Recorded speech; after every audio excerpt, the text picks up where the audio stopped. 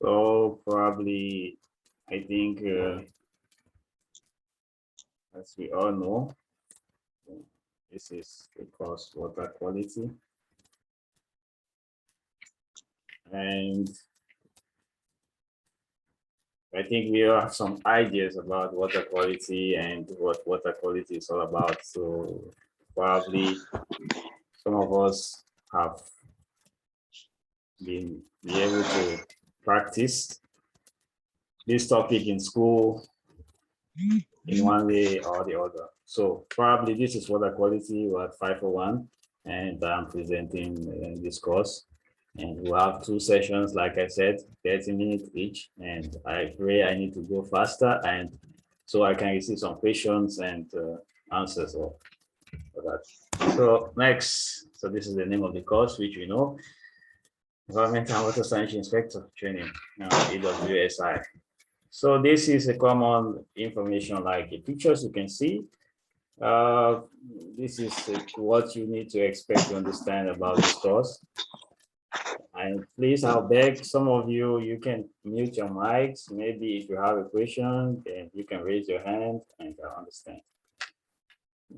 Thank you. So pretty much understanding from these pictures, you can see from right here, these pictures, you can understand what this guy is doing. He's trying to measure some water parameters. This is just a brief intro of what water quality is all about. They're checking up some little information and content of the water. And you can see this guy here trying to collect some samples. And you can see this water monitoring engineer trying to check the distribution system, maybe for some fault or maybe leakage, which also might affect water quality. This is just a little bit of water quality and information. Okay, so introductions, and we all know water quality, it's affecting our day-to-day life and our activity, human populations, and maybe our life in the many ways. So the first thing we must understand about water quality is that it is a very big topic, and we, because of this training, we can't actually put out everything. We put out just what is necessary for the particular training which we are going to be giving. And this is why this training is mostly hands-on training. So it is direct to what you need to know to work in the field, to work for NGOs, to work in any setting which you want to work. So the first thing I want us to understand is about the key part about this middle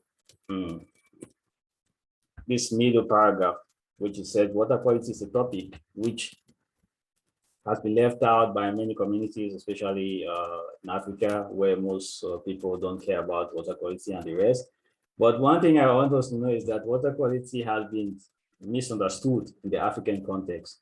I must say this because you can see here in this sentence, some people in Africa say that maybe probably a black man cannot die because of death, water, death from water. So like you can have James in water, all of these things. In our local community, some people believe that some particular water source which have been used by their forefathers is okay. So, and if their forefathers did not die while drinking these water sources, okay, maybe they did not see an immediate effect of this. And for them, they see it's okay. But this is not the case because in this course, we are going to be seeing some serious health issues related to water quality in different communities, different areas. So pretty much.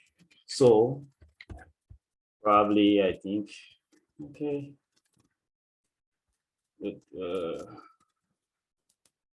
Yeah, I just got a message from C.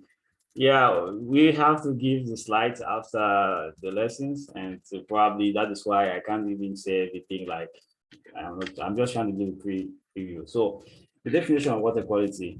So probably we must know that water quality is defined based on some key principles, and probably it's just the measure of a water source. It's the measure of a water source suitability for use based on its physical, chemical, and biological characteristics for the purpose for which it is intended. Yeah, so because we have different types of usage for water. So if you want to define water quality in general sense is just like, okay, you are not saying what is the water quality for drinking water? What is the water quality for water that you need to use to bathe? So if you want to divide these subsections, you're going to have like complications. And that is why the definition of water quality has to encompass, like, to have to contain all of this usage for water. So that is why I say it is a measure of a water source, because you don't know the particular source, whatsoever the source might be, and suitability for use based on its physical, chemical, biological characteristics, because these are all what makes up water. You have the physical properties, chemical properties, biological properties of water, which you're going to be seeing for them, and that's a definition. And so we also understand that we can classify water quality in different kinds of way, because it depends on still the use and also the risks of contamination or effect. So in other words, we can classify water quality in 4 different ways. So we have the first type of water source, or maybe water that we need to use.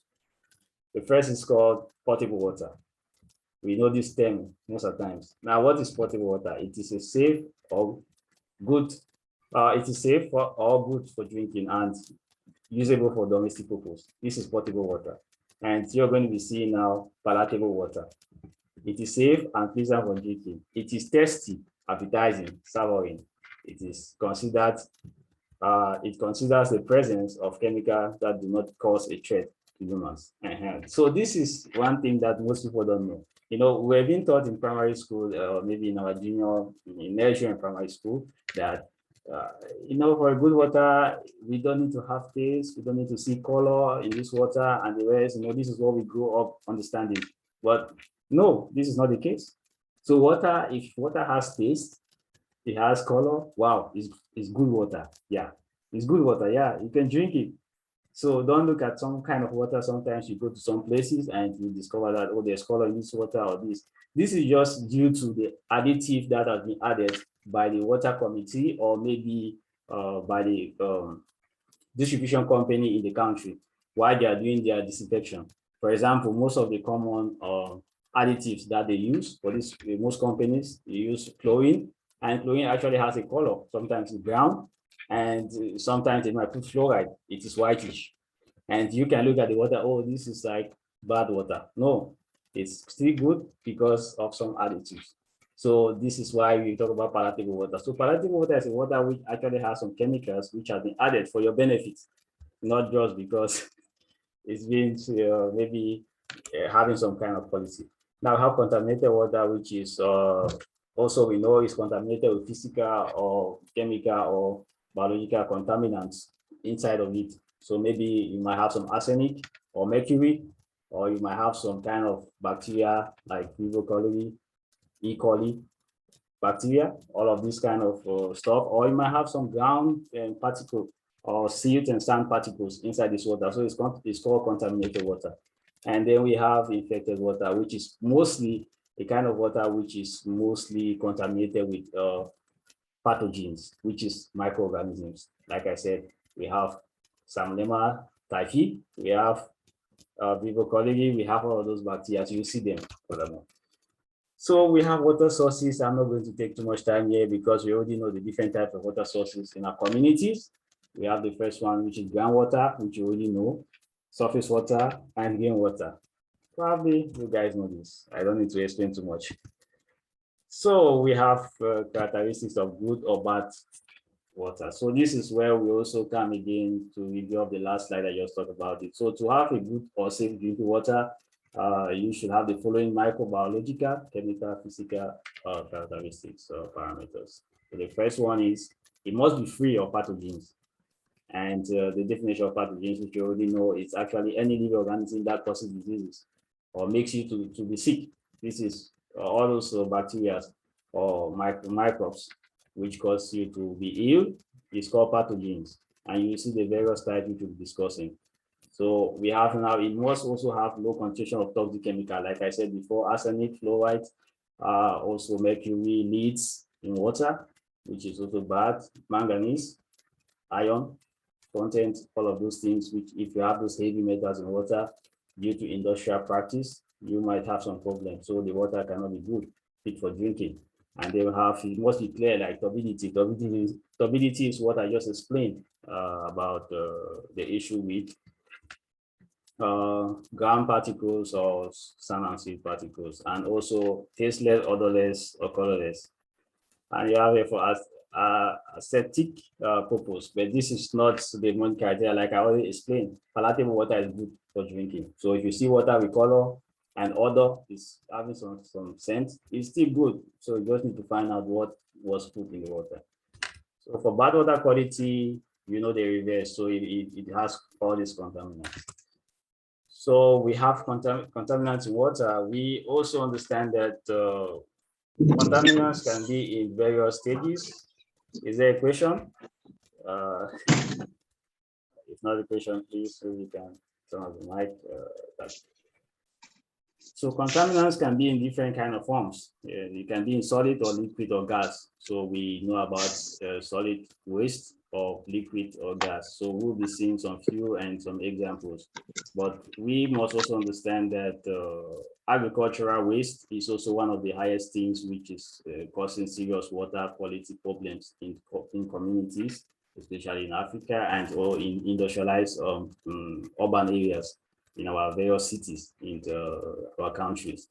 So we must know that not only agricultural practices, but also industrial practices might also have a serious effect on water quality. So these contaminants can be of various forms, maybe solid, liquid, or gas, but we will scroll down to the next slide and understand what we actually mean. But just go to the last paragraph here. So water naturally contains many living things. Most are harmless or even beneficial, but others can cause illness. So living things that causes, like I said, is pathogens. So they are sometimes called other names like microbes or whatever, like I said. So this is what you must know, but we'll define some parameters later on. So types of contaminants in water. Now, in the setting for laboratory purpose, when we're doing water quality in the lab, we actually have these three different kinds of parameters we check in water to be able to assess the quality of that particular water source, for example. So when we get a sample, we have three criteria we are looking for: the physical properties, the chemical properties, and the microbiological properties, because these are the properties that has some particular threats or maybe particular kind of contaminants in it, which we might check. So these contaminants are categorized like this. And for physical contaminants in water, if you are working in the lab, we check the temperature, we check the color, we check the smell, we check the taste and turbidity. This is what we do in the lab. And also for chemical, we check the minerals. There are various mineral tests in the lab we do to check. And we have metals. So all of this is because some metals can be maybe having higher concentration, like I also said in the previous slide, concentration might be very serious. And we have metals, we have chemicals and pH. So pH is talking about the measure of the acidity or alkalinity of water. Yeah, it's a measure. So you cannot maybe take water that is having a pH level of maybe 4, it's acid, or maybe 3, it's acid already. So the acceptable standard for pH sometimes is accepted worldwide by WHO. It's 7. So the pH of 7, or maybe 7.2. Yeah, not more than that. So it's acceptable to be called, a good water, like for drinking. That's for pH criteria. For chemicals, we have other chemical tests which you will see in the other slide. So microbiological bacteria. So now there are 4 main types of bacteria that exist in water, or pathogens. I would say that pathogens or microorganisms. We have bacteria, viruses, protozoa, and hermits. These are the 4 main serious problems in water. When we talk about water quality, always remember about bacteria, virus, protozoa, and hermits, because these are the guys which can disrupt everything in this world. And they have been causing serious problems, and we know. So we also must also consider to understand that contaminants in water, like I said before, in the aspect of chemicals, arsenic and fluoride, these are two guys which are a whole lot of serious people also when it comes to water quality. So if you have arsenic in your water at a higher level, maybe above 10 milligram per liter, then you are in serious threat to have a particular type of disease, which you know is called arsenicosis.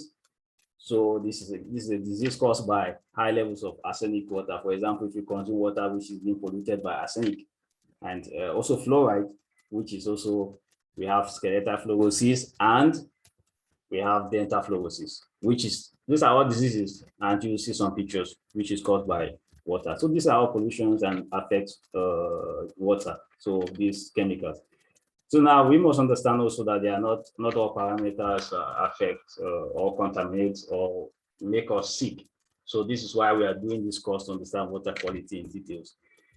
So physical contaminants and health effects. Remember I said here,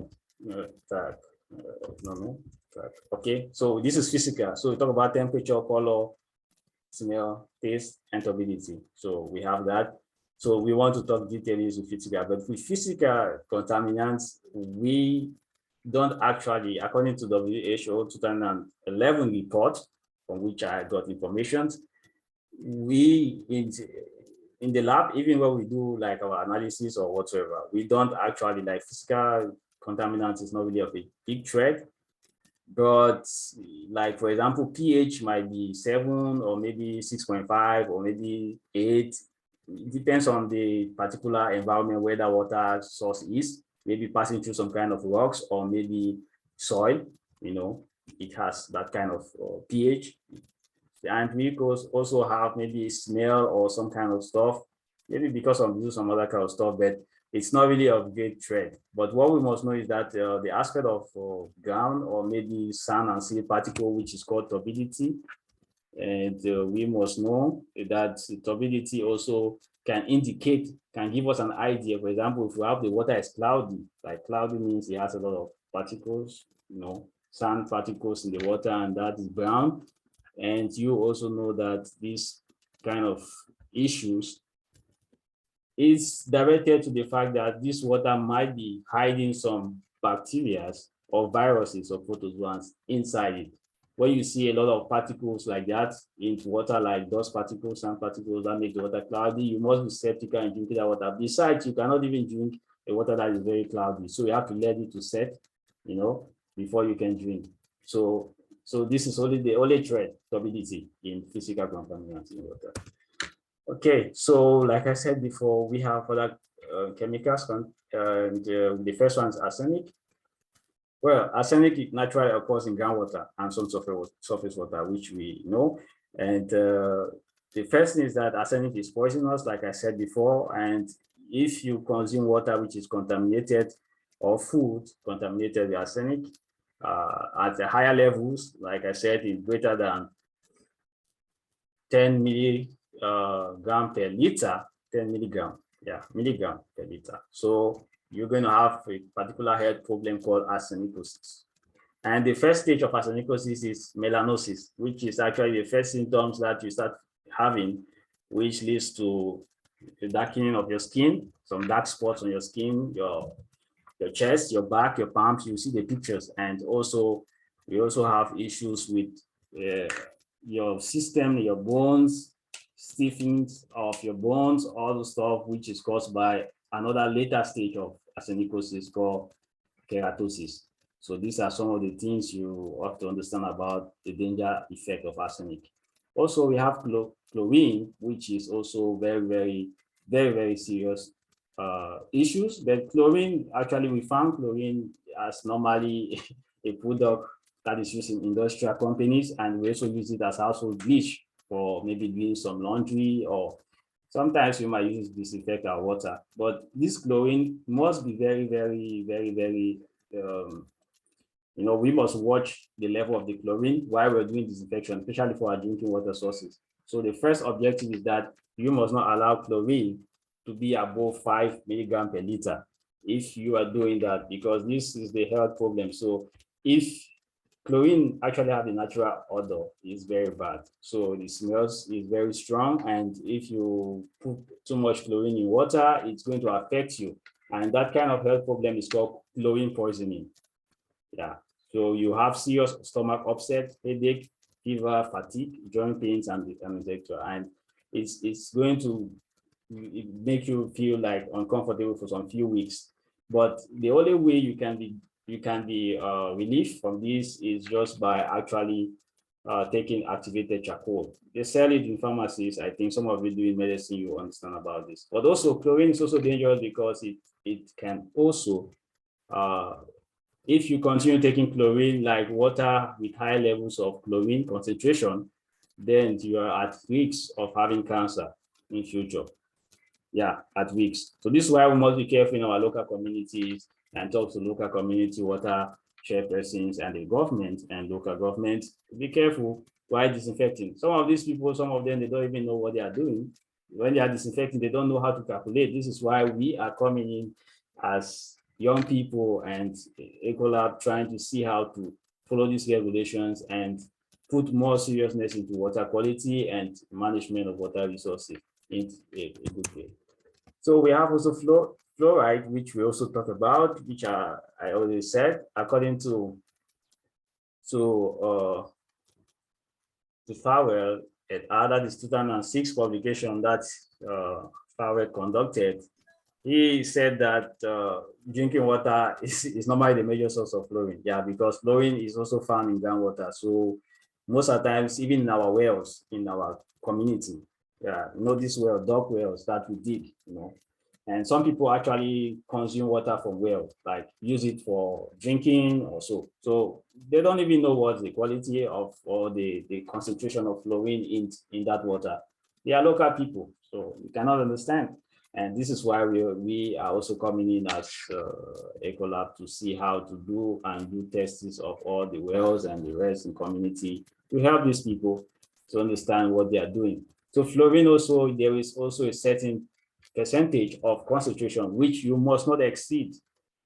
You must have at least, the lowest should be, or the highest should be 1.5, not above 1.5 milligrams per liter. You must have to keep that, because if it's more than that, you're going to be faced with a sickness, which is called dental fluorosis, keratofluorosis. You know about this. As for iron also has a kind of little effect, but not really much. The most important thing is that for iron, it can change the color and the smell of water, which we know. It might be like smelling like rust, and it's not so good. It's also part of heavy metals. It can cause complications in future. So it's also like very not good. So we also check for iron concentration in the laboratory when we do tests for water. So we also have manganese, which is also complicated, but also the main cause of manganese is not really that effective because it's mostly just change the color of water too, like it might turn into black and the rest. It's not really that much complicated. So we have to go to this complicated one, which is okay, I think we have 10 minutes. Yeah, it's good. I'm going faster. So now this is the most common and highest level of serious complications we are going to be having. Nitrate and nitrites. First of all, nitrate, we use nitrate in fertilizers. Yeah. And our local people, we use this into agriculture for fertilizer to use for our farmlands. And if we have this agricultural waste or this chemical run off into streams or our local springs and get into the ground, infiltrates, it increases the content of nitrate of water inside that particular water. And if these nitrate concentrations or nitrites, which is also actually found in the environment, you have to be careful because it's going to cause a very serious illness, not only to you, but even to babies. And this is why the health effect of nitrate is most alarming. That is why you see, if you see most programs of serious water quality programs, they always make sure nitrate is one of the first things they are testing in the laboratory to know about it, because nitrate is also linked to the aspect of serious heart problem, which you have serious problems with lungs, nerves problem, and you need to be careful with nitrate concentration. And also you must be careful. And the most health effect of nitrate is the blue baby syndrome, which you're going to see, which it causes the skin of newborn babies to be blue. There are cases that occur and you see pictures. So it's something very, very serious. So for babies, their system is very, very minimal, and you can't give them water that is highly concentrated with nitrate. So it's not good. And pH, like I already said, pH is also not good. Like if you take water which is below 7, at pH 7 is below, maybe like 4 is not good, it's acidic, or maybe higher than 7, like 8 or 9, it's not good. And also our total dissolved solid, which is also hardness of or softness of water. Obviously, if you take water, the effect will be like you have a lot of effect when you take hard water. It becomes like it's not really that soft. You feel it. And also the most effect of hard water or soft water is the effect when we use it for laundry.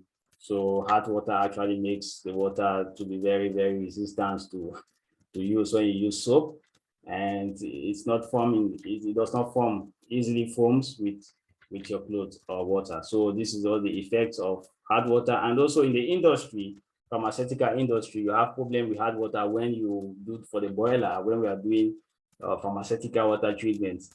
If you have a lot of hard water, this hard water is going to form salt in the combustion chamber. And this combustion chamber, where we do the water heating for purification, because we use the water vapor to be able to condense it at the later end.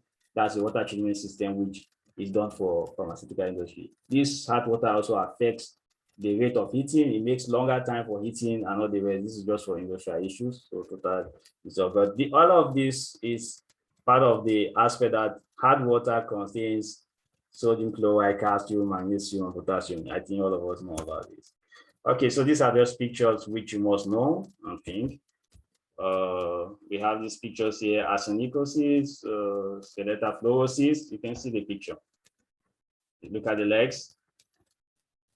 You see, this is melanosis. The first stage, you see what is having this skin, dark spots. You see, it changes this guy, and these serious cases. This is skeletal fluorosis, which I said. Look at what it turned this guy into.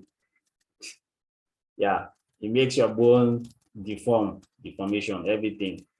And also we have here very serious issues. You see the teeth, the dental fluorosis. You see, these are mild cases, severe cases. Mild, moderate. So these are some of the issues we face, and it's more convenient for us. So I think we start. So microbiological contaminants and health effects.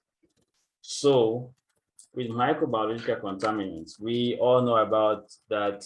It is very, very common. We talk about bacteria every day in our day-to-day activity. Even for little children, we talk about maybe germs. This is the time, maybe the team. But the most common water-related diseases caused by pathogenic bacteria have diarrhea as a major symptom. Diarrhea is actually the first symptom, which is actually like, vomiting. We have stomach cramping. This is the first symptom, which is called diarrhea. And we have serious health conditions or sicknesses which are related to bacteria infection in water. That bacteria found in water, which we're going to be having cholera, typhoid, and shigellosis. So the first one we already know, typhoid caused by Vibrio cholerae, and you know the effect. You guys know you have typhoid fever, Salmonella typhi. This is the bacteria that causes typhoid fever, and we have shigellosis, which is caused by Shigella bacteria, and this is also what causes this particular bacteria causes what we call bacillus dysentery, which is caused mostly, it affects little children, you know. So we also have to understand some kind of function. Yeah, I'm sorry, I think this stuff changed, but this is a complication we have here: acute gastroenteritis, enteritis, which is a particular kind of health condition caused by a bacteria called Escherichia coli. So we call it E. coli because the name sometimes is difficult for everyone to pronounce. So it's E. coli. So E. coli bacteria is the most common bacteria which we check when we are doing water quality testing. So if you're doing this course, and even if you don't know anything, remember E. coli, because this is where whatever we are doing in checking water, in the lab, in eco lab, this is what we'll be using. So E. coli is an indicator organism because you can actually test for all of these types of bacteria in water. Why? Because sometimes the tests are expensive in the laboratory. So the most indicative that has been used and proven right, because it does not form some kind of guard, it is E. coli. And if E. coli is found in any water source, regardless of the particular source, then you know that there is actually fecal contamination, which means there is actually a pollutant or human feces, or actually there's a serious bacteria infection in that water. So from E. coli, if you see E. coli react positive in the lab, or maybe during your filters, like using portable water test kits, you just need to know that the E. coli showing positive, then you must know that this water either has Vibrio cholerae or Salmonella typhi or Shigella. So E. coli is the main testing which we use to indicate that there is actually contamination of water. Like this water is contaminated. So E. coli is used. So keep that in mind, it's very important. So it's an indicator organism. We use it in every test to be able to know if there is Vibrio cholerae in water or whatever, to know if the water is contaminated, E. coli. And also we have for viruses. I know some of you might not know this, but I think we should go for a little break, and we come back and we finish because we have some pretty much slides here. I think so. I think I'm fast. I just want to say something. Yeah. I think it will be better for us to finish once for all and take the break later. Yeah, I don't Because know about we the other people. Oh, probably. Okay, so I think this, I can't really put that right now. So what do you guys say about it? Should we connect? I think we should proceed now so that we'll finish up once. Okay, so let's reconnect immediately at now. Let's reconnect and continue so we can have more time. So stop sharing now and reconnect.